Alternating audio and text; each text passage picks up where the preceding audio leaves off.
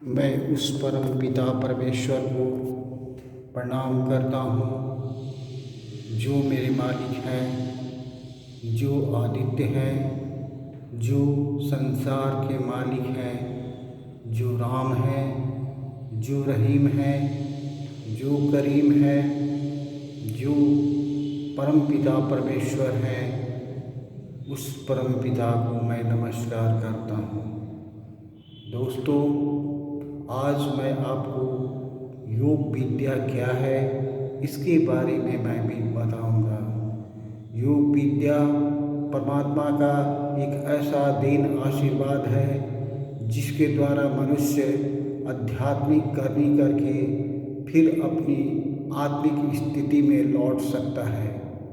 दोस्तों, यह योग गीता में ही कहा गया है। कृष्ण ने कहा कि लाखों में कोई एक इसे सुनेगा, और लाखों जब सुनने वाले की संख्या 1 लाख होगी, उसमें से कोई एक यत्न करेगा, और इस यत्न करने में वही जब 1 लाख की संख्या इनकी पार करेगी तो उसमें कोई योग करेगा। और जब योग करने वाले लाखों में जब एक कोई ऐसा निकलेगा जो इसे प्राप्त कर सकता है। दोस्तों, यह मनमानी या घर जानी विद्या नहीं जिसे हम तुरंत चाहें और प्राप्त कर लें। दरअसल योग का अर्थ होता है आत्मा को आत्मा से मिलाना या आत्मा को परमात्मा से मिलाना। ये ही योग है। परमात्मा से अगर हम योग नहीं लगाते तो ये मेरा योग बेकार है। दरअसल यह एक स्वस्थ शरीर का बहुत बड़ा देन है। ये योग विद्या इंसान को स्वस्थ रखने में कायम रखता है। दोस्तों, यह शरीर जो है मनुष्य जो 5 पदार्थों का बना है, इसमें 7 चक्र बताए गए हैं जो मैं आपको चित्र द्वारा बताऊंगा। दरअसल सबसे पहले सहस्त्रागार चक्र होता है, उसके बाद उसके नीचे जो है जिसे त्रिनेत्र कहा जाता है, इस आँखों के ऊपर उसे अज्ञात चक्र कहा जाता है। उसके बाद नीचे कंठ के बाद विशुद्ध चक्र कहा जाता है। उसके बाद हृदय के पास उसे अनाहत चक्र बोला जाता है। उसके बाद मणिपुर चक्र है। मणिपुर चक्र के बाद उसके बाद सीधे आपको 2 ग्रंथियाँ और हैं जिसके बारे में मैं आपको चित्र द्वारा बताऊंगा। दरअसल ये 7 प्रकार के हार्मोन्स स्राव करने के लिए ये प्राकृतिक ने ही बनाया है। प्राकृतिक ने ही उचित मात्रा में स्राव करने के लिए ये बनाया है। अगर उचित मात्रा में यह हार्मोन स्राव नहीं करता या ज़्यादा मात्रा में हार्मोन स्राव करता है तो ये शरीर स्वस्थ नहीं रहता। अगर कम मात्रा में भी यह हार्मोन स्राव करता है तो यह शरीर स्वस्थ नहीं रहता। इसलिए योग एक ऐसी कला है जिसके द्वारा सारे हार्मोन्सों को कंट्रोल करके स्राव किया जा सकता है। इसीलिए योगी व्यक्ति बहुत समय तक स्वस्थ रहते हैं और उनका जीवन हमेशा हमेशा के लिए स्वस्थ रहता है। यहाँ तक कि मृत्यु तक वे स्वस्थ ही जीवन व्यतीत करते मर जाते हैं। देखिए, यह जीवन जो है आत्मा जिसे कहते हैं वह एक प्रकार की ऊर्जा है और परमात्मा भी एक प्रकार की ऊर्जा है। यह शरीर या जीव जंतु का शरीर हो, उस सब में आत्मा है। जिस प्रकार पंखे को हम देख सकते हैं उसी प्रकार हम मानव शरीर को भी देख सकते हैं, परंतु पंखे के अंदर चलाने वाले विद्युत को हम नहीं देख सकते। उसी प्रकार इस शरीर को तो हम देख सकते हैं, पर इसमें बसी हुई आत्मा को नहीं देख सकते। दोस्तों, इस प्रकार जो है आत्मा एक ऊर्जा है जो चैतन्य है, जिसमें चेतना है, जिसमें सोचने समझने की शक्ति है, जो कार्य करने की शक्ति रखती है। दरअसल और भी जो भी ग्रंथों में या महात्माओं के द्वारा कहा गया है वो व्यर्थ कहा गया है। विद्युत को जिस प्रकार हम नहीं देख सकते, उसी प्रकार हम आत्मा को भी नहीं देख सकते। दरअसल विद्युत रूपी ऊर्जा की बात लॉस विद्युत रूपी ऊर्जा लॉस होती है, परंतु आत्मा रूपी ऊर्जा कभी लॉस नहीं होती। कितना भी कार्य करे उसका नाश नहीं होता। दरअसल दोस्तों, स्थूल मैटर का शरीर, उसके बाद सूक्ष्म शरीर जो पार्टिकल शरीर है, ये दोनों शरीर नाश के बाद उस आत्मा का कभी नाश नहीं होता। सारे शरीरों के नाश के बाद भी आत्मा अमर है। स्थूल शरीर यानी मैटर का शरीर और सूक्ष्म शरीर यानी पार्टिकल्स का शरीर जो मृत्यु के बाद भी होता है। इस प्रकार जब पार्टिकल्स से इलेक्ट्रॉन, प्रोटॉन, न्यूट्रॉन जब सूक्ष्म शरीर से आत्मा अलग होती है, तब उस वक्त इलेक्ट्रॉन, प्रोटॉन, न्यूट्रॉन के अलग अलग हो जाने से शरीर का अस्तित्व नाश हो जाता है और जो आत्मा होती है बिना शरीर के बगैर हो जाती है। शरीर के नाश हो जाने के बाद इसे देखा नहीं जा सकता। दरअसल जो है पार्टिकल शरीर के इलेक्ट्रॉन, प्रोटॉन, न्यूट्रॉन अलग अलग हो जाने के बाद इसे देखा नहीं जा सकता। बगैर शरीर की आत्मा को हम कभी देख नहीं सकते।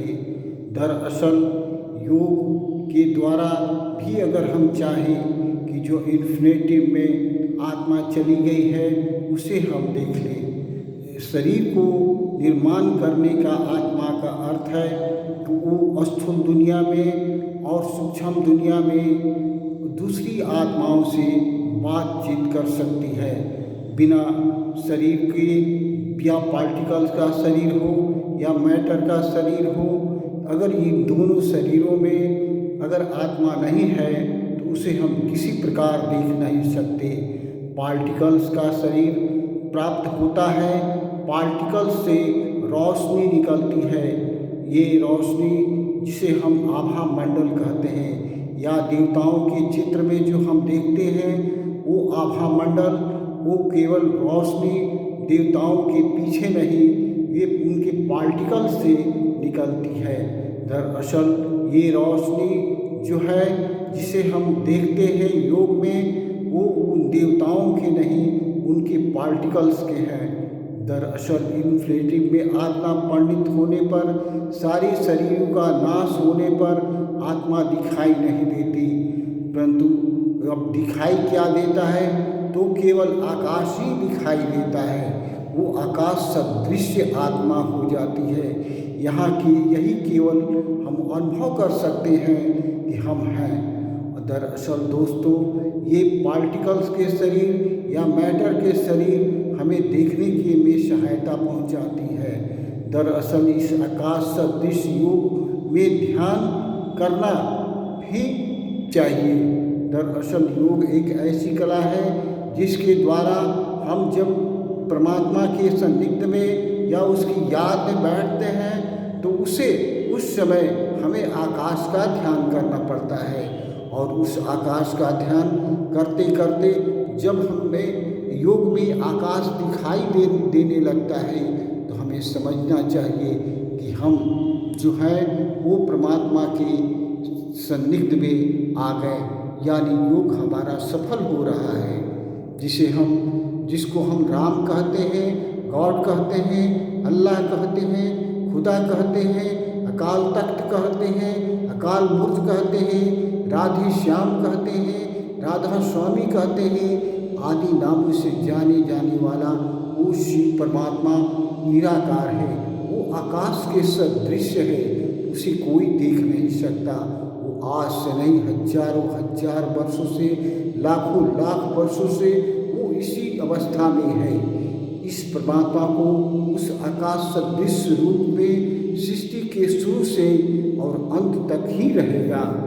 दोस्तों योग कैसे करें, ये हमारे सबसे बड़ी प्रश्न चिन्ह है।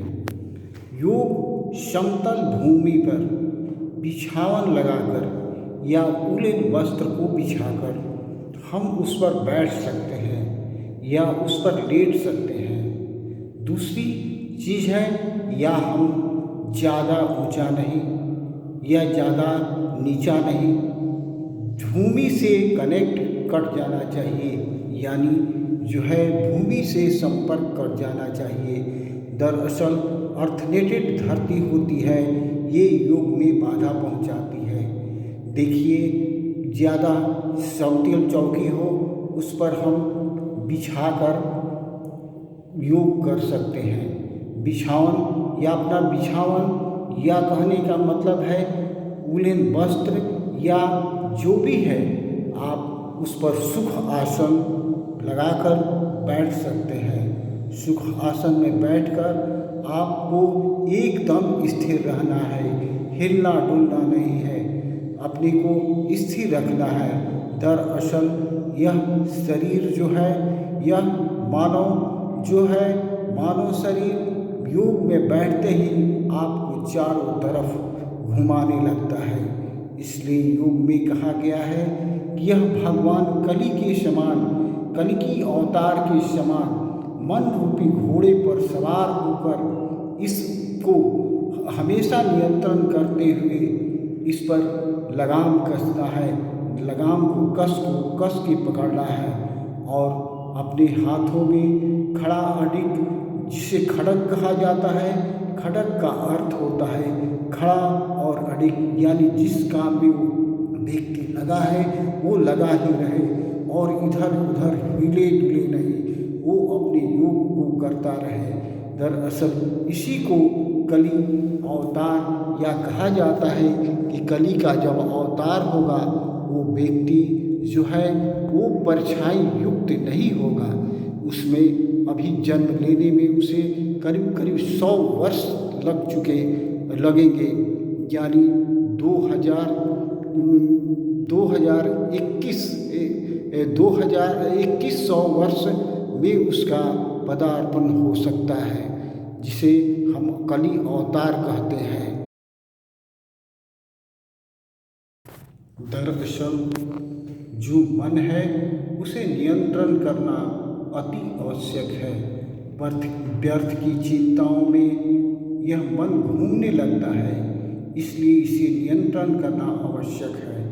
दोस्तों, योगी को चाहिए कि जब भी योग में बैठे वो सीधी आकाश का ध्यान करे और उसमें सोचे कि परमात्मा इसी स्वरूप में है, मैं उस परमात्मा को ध्यान करता हूँ।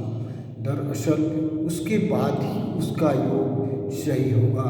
पंचपिता परमेश्वर, परमपिता परमेश्वर वो आकाश सदृश में स्थित है, उसी स्वरूप को ध्यान करना अति आवश्यक है। दरअसल योग में जो है सारी बत्तियों को बुझा दिया जाता है।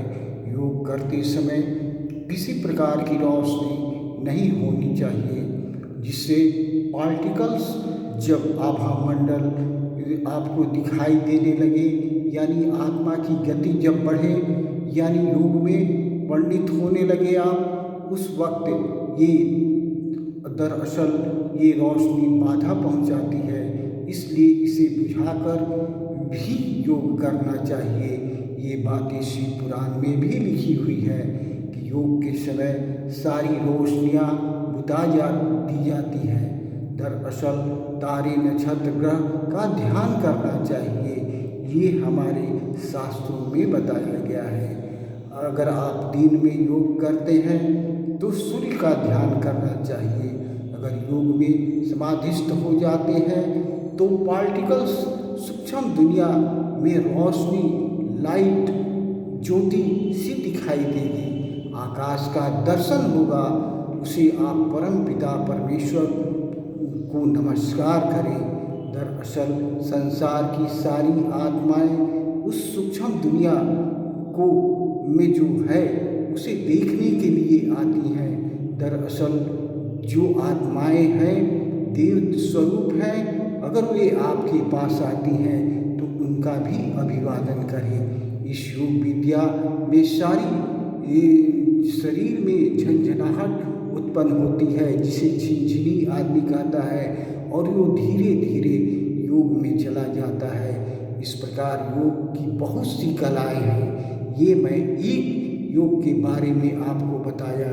दरअसल शब्द ब्रह्म जो है एक ये भी योग की कला है, जिसमें समय के अनुसार जब सृष्टि का निर्माण होना शुरू हुआ तो उस वक्त ध्वनियाँ उत्पन्न हुई, उसे शब्द ब्रह्म कहते हैं। इससे सुख आसन में लेटकर तर्जनी अंगुली से दोनों कानों के छेदों को बंद करके वह ध्वनि को सुनना चाहिए। दरअसल बैठकर भी इसे हम कर सकते हैं। दरअसल इसमें कान को बंद करना अति आवश्यक है। दरअसल जो है इसे 7 दिन तक अभ्यास कम से कम 2 घंटा करना पड़ता है। दरअसल जो है बहुत सी ध्वनियाँ जो है जो हम सुन नहीं सकते दोस्तों, 20 HZ से कम की ध्वनियाँ हम नहीं सुन सकते, या 20,000 HZ के बाद की ध्वनियाँ हम नहीं सुन सकते। दरअसल इसी को बनाया गया है शास्त्रों में कि अगर इसे कान के द्वारा कान को अगर बंद कर दिया जाए उंगलियों से तो अति सूक्ष्म रूप में ये धीरे धीरे 7 दिन तक अभ्यास करने के बाद ये सुनाई देने लगती है।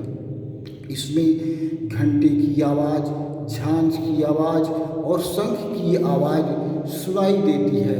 दरअसल शिव पुराण में लिखा है कि ये 9 प्रकार की ध्वनियाँ हैं, लेकिन मैं शंख की आवाज़ तक सुना हूँ, इसलिए मैं आपको बताया कि शंख की आवाज़ तक ही सीमित है। ऐसे योग की बहुत सी कलाएं हैं, जिसमें भृकुटी के ऊपर ध्यान करके भी योग किया जाता है। दरअसल ये भी एक योग है। शिव पुराण में ये भी बताया गया है कि गायत्री मंत्र के द्वारा भी आप उस परमात्मा को याद करते हैं और इसके द्वारा भी आप समाधिस्थ हो सकते हैं।